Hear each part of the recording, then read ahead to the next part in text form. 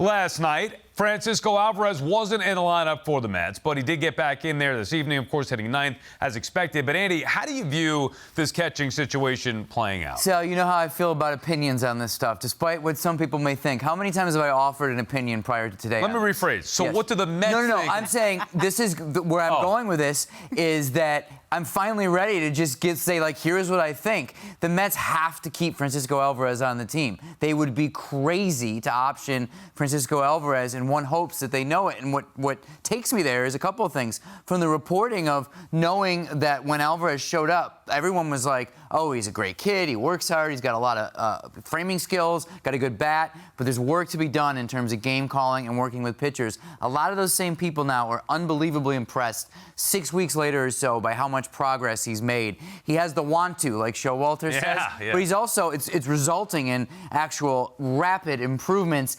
And furthermore, I wrote about this the other day, people on that pitching staff are telling me that they would be upset if Alvarez were optioned. So, okay, that's it. That means that, like, I'm comfortable saying, my opinion now, you got to keep this guy on the team. Who am I to say otherwise if that's what the pitchers Still don't think? know what they're going to do, but your opinion is they got to keep him on the team. Correct. Okay. I think, to your point, especially when you talk about the clubhouse and from your reporting what you're feeling about it, that is something that you have to consider, that what would it mean if he is not on this team? Right. And I think he is earning his way on this team.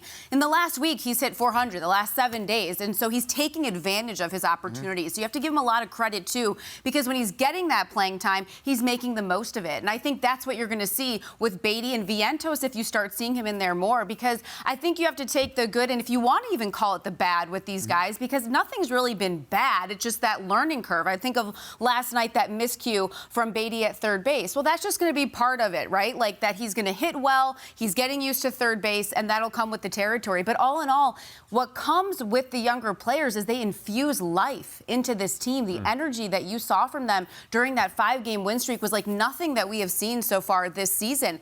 It's fun to watch. And so you hope that as they are in there more consistently, you'll see that more consistently, and the results will be there more consistently. Yeah, I do think there is a learning curve, which is why you're not supposed to call up all the rookies at once, because there's going to be a learning curve there. The biggest thing with Alvarez, though, when you touched on it, what were the question marks a year ago when fans were clamoring for his call-up? It was always about he's not ready defensively. Fans didn't care because they said put him at DH, let him hit, we need power. But you've seen defensively the improvement. You mentioned it that you talked to some pitchers. You want to reveal who those guys are? Oh, absolutely.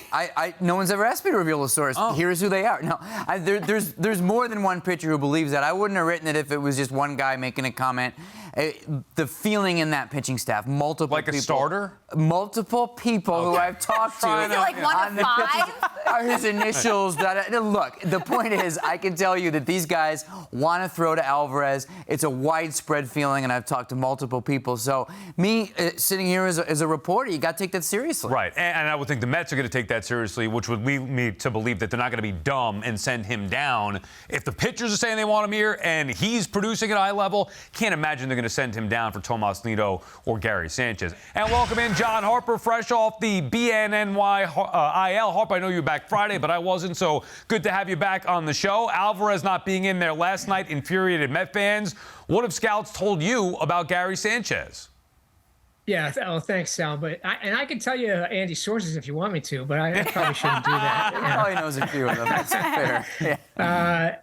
No, I mean, come on. It's no secret that Sanchez is not a good defensive catcher. Seen it for years with the Yankees. I know the Mets are hoping to catch a little lightning in a bottle of his power, but I actually talked to a former Major League pitcher today because I wanted to get his perspective on what he saw last night and how it might even affect how he pitched. And he said it would affect him because he'd be afraid to throw like sliders like you're just seeing here, sliders to get a guy to chase. You know, he's down on a knee, he's spread wide, he's not mobile enough to move and block pitches well. And I know that's what they're teaching now. And I know that's what Alvarez does, and this guy made the point, but Alvarez is more mobile. He can handle that. So, and the pop-up, I don't know what the heck happened there, but he should not be catching. If they want to take a shot as a DH once in a while, maybe, but I think Alvarez can play just about every day. If not, I know the other guys aren't ready yet. I'd rather have Perez behind the plate for sure.